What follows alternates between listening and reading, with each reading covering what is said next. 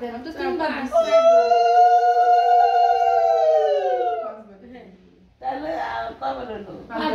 5 বার দিদি ফার্স্টে বললো না 3 বার দিতে আমি তো 3 বার উনি বলছে দেখা উনি চাইছে 5 বার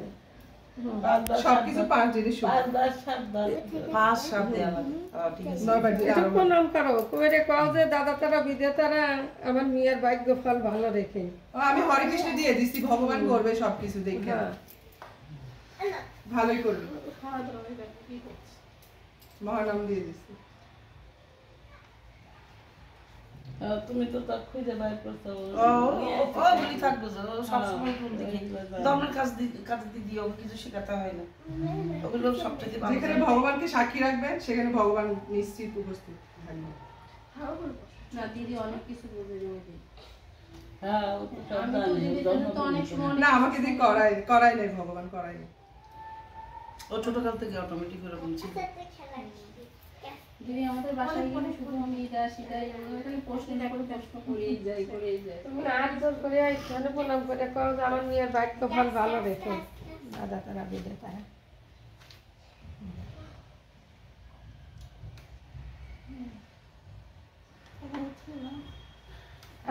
সবাই মিষ্টি মুখ করো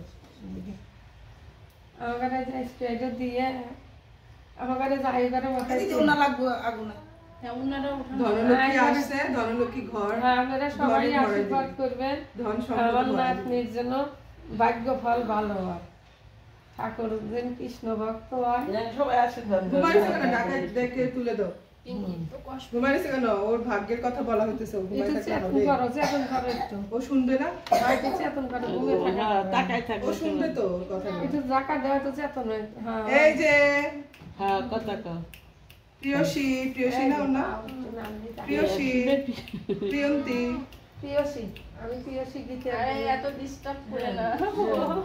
ঘুমের তাকাও শোনা এই দেখো কি আইছে সবাই দেখো নতুন সব দিদি দিদি আশীর্বাদ করে ঘুমাই গেল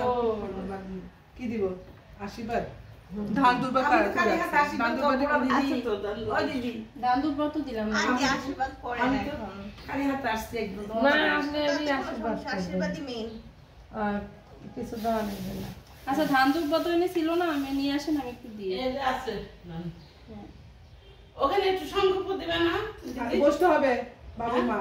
বাবুর মা বসতে হবে দাদু